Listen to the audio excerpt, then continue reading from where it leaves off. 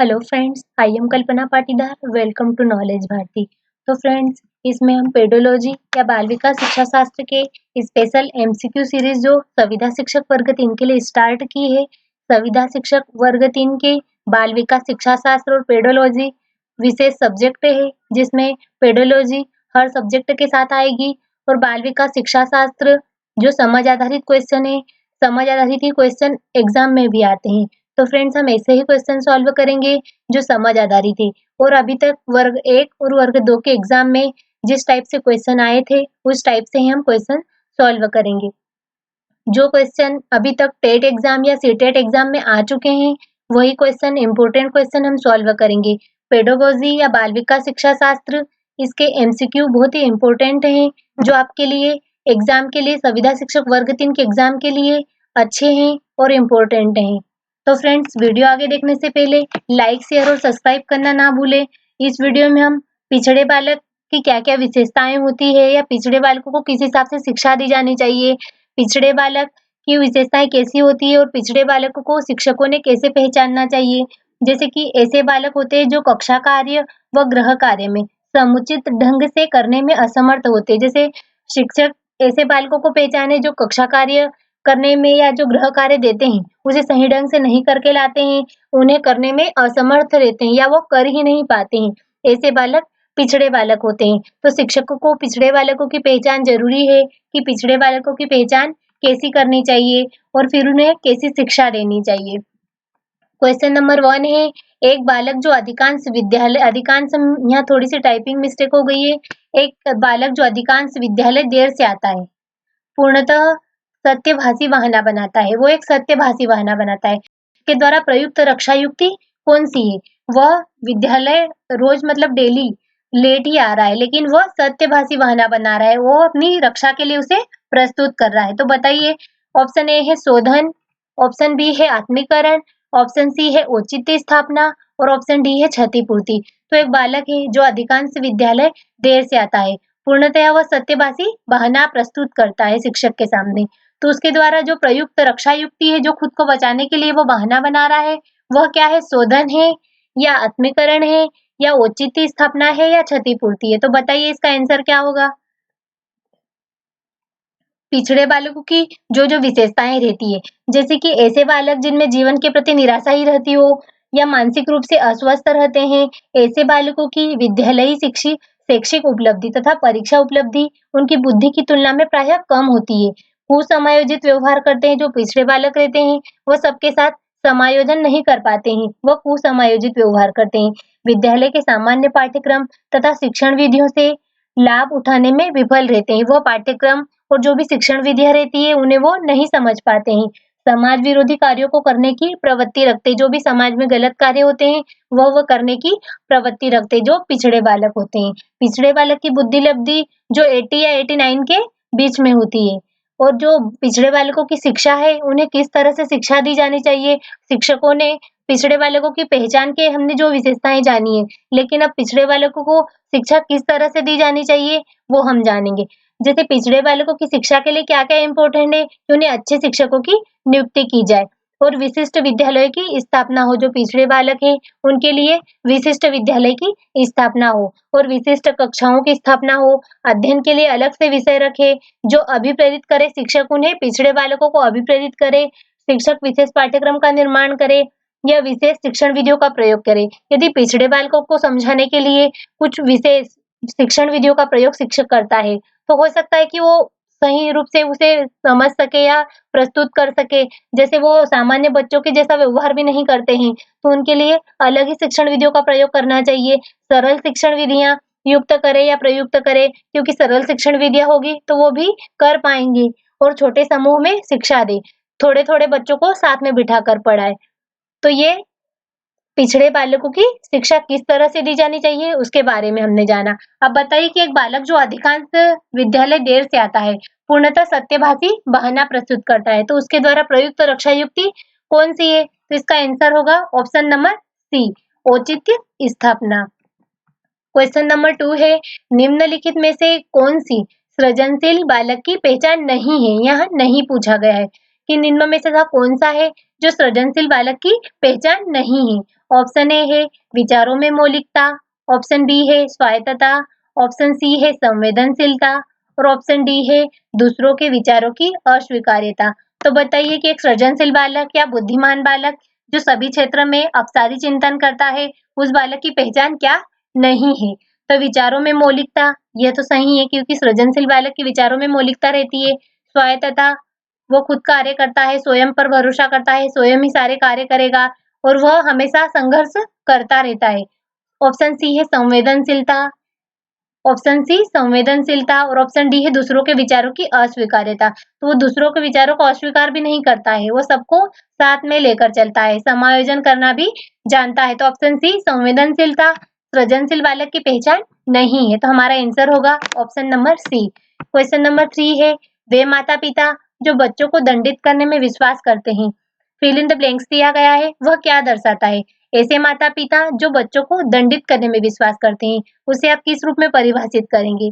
Option A है असंबद्ध या भावनात्मक रूप से जुड़ी हुई परवरिश है। ऑप्शन बी है अनुमोदक परवरिश, ऑप्शन सी है आधिकारिक परवरिश और ऑप्शन डी है अधिकारवादी परवरिश।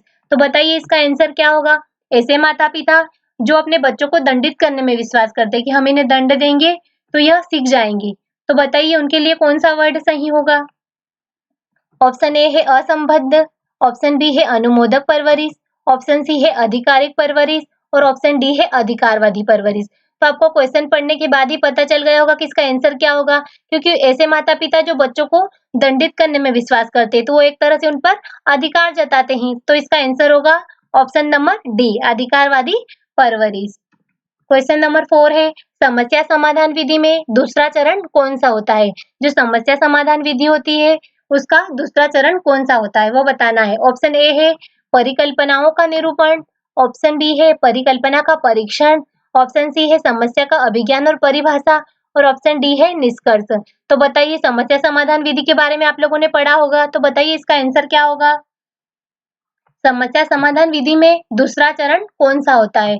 ऑप्शन ए है परिकल्पनाओं का निरूपण, ऑप्शन बी है परिकल्पना का परीक्षण, ऑप्शन सी है समस्या का अभिज्ञान और परिभाषा और ऑप्शन डी है निष्कर्ष। तो बताइए इसका आंसर क्या होगा? इसका आंसर होगा ऑप्शन नंबर ए परिकल्पनाओं का निरूपण।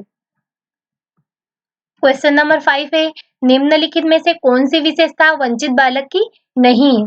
ऐसी कौन सी विशेषता है जो वंचित बालक की नहीं है? ऑप्शन ए है जीवन की आधारभूत आवश्यकताओं की अपर्याप्तता को झेलना, ऑप्शन बी है आधारभूत और सार्वभौमिक अधिकार प्रदान करना, ऑप्शन सी है उसके स्वाभाविक दर से विकास के अवसरों से वंचित करना और ऑप्शन डी है मनोवैज्ञानिक संरचनाओं को संकट तथा खतरा।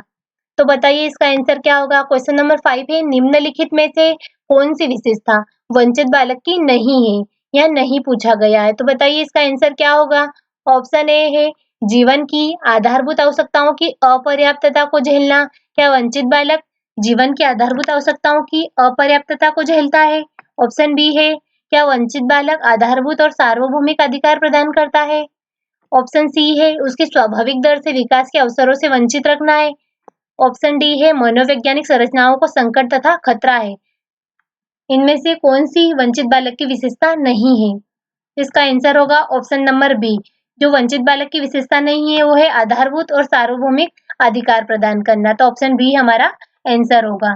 क्वेश्चन नंबर 6 है धीमी गति से सीखने वाले बालकों के लिए निम्नलिखित में से कौन सा प्रावधान सर्वाधिक उपयुक्त होगा?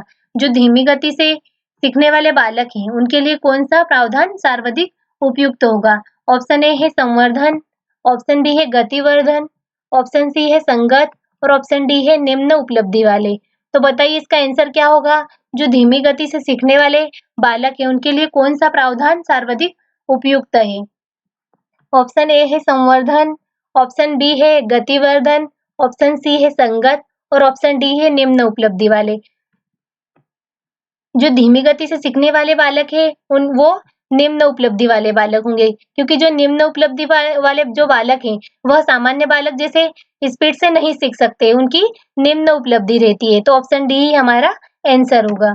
क्वेश्चन नंबर 7 है निम्न में से कौन सी संस्था प्रशिक्षण नियमावली तथा कार्यक्रमों का विकलांगता पुनर्वास के चित्र में भारत में क्रियान्वयन करता है? क्वेश्चन नंबर 7 है, निम्न में से कौन सी ऐसी संस्था है जो प्रशिक्षण, नियमावली तथा कार्यक्रमों का विकलांगता पुनर्वास के क्षेत्र में भारत में क्रियान्वयन करता है।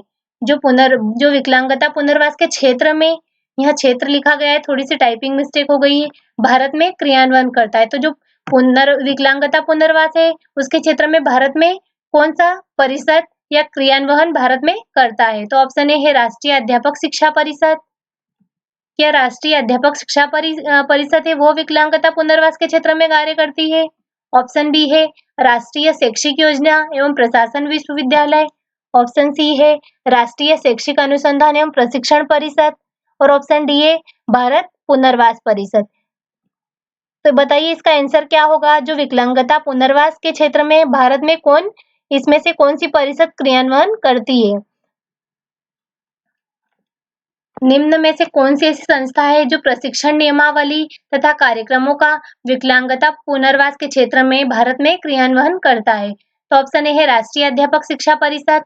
ऑप्शन बी है राष्ट्रीय शैक्षिक योजना एवं प्रशासन विश्वविद्यालय। ऑप्शन सी है राष्ट्रीय शैक्षिक अनुसंधान एवं प्रशिक्षण परिषद। और ऑप्शन डी है भारत पुनर्वास परिषद। तो इसका आंसर होगा ऑप्शन नंबर डी, भारत पुनर्वास परिषद ही विकलांगता पुनर्वास के क्षेत्र में भारत में क्रियान्वयन करता है। तो ऑप्शन डी ही हमारा आंसर होगा। क्वेश्चन नंबर 8 है, बुद्धि के बारे में निम्नलिखित में से कौन सा कथन सर्वाधिक उपयुक्त है? तो इनमें से ऐसा कौन सा कथन है जो बुद्धि के बारे में सही है और सर्वाधिक उपयुक्त है? ऑप्शन ए है बुद्धि को केवल मानकीकृत बुद्धि लब्धि परीक्षण के आयोजन के द्वारा ही विश्वसनीय रूप से निर्धारित किया जा सकता है। इन बुद्धि को केवल मानकीकृत बुद्धि लब्धि परीक्षण के आयोजन के द्वारा ही विश्वसनीय रूप से निर्धारित किया जा सकता है। ऑप्शन बी है बुद्धि मूलभूत से स्नायु तंत्र संबंधित कार्य प्रणाली है, उदाहरणतः प्रकरण की गति, संवेदी विभेद आदि। ऑप्शन सी है बुद्धि विद्यालय में अच्छा प्रदर्शन करने की योग्यता है। और ऑप्शन डी है बुद्धि बहुआयामी है और इसमें कई पहलू नहीं होते हैं। तो बताइए इसका आंसर क्या होगा? बुद्धि के बारे में निम्नलिखित में से कौन सा कथन सर्वाधिक उपयुक्त है? क्योंकि बुद्धि तो बहुआयामी होती है, बुद्धि अलग अलग तरह की होती है। तो ऑप्शन डी बुद्धि बहुआयामी है। तो ऑप्शन डी हमारा आंसर होगा। क्वेश्चन नंबर 9 है, बुद्धि वह तत्व है जो सब मानसिक योग्यताओं में सामान्य रूप से सम्मिलित रहता है। परिभाषा इस शताब्दी की सबसे महत्वपूर्ण मनोवैज्ञानिक खोज का प्रतिस्थापन करती है। यह कथन किसका है? तो यह कौन से वैज्ञानिक ने यह कहा है कि बुद्धि वह तत्व है जो सब मानसिक योग्यताओं में सामान्य रूप से सम्मिलित रहती है?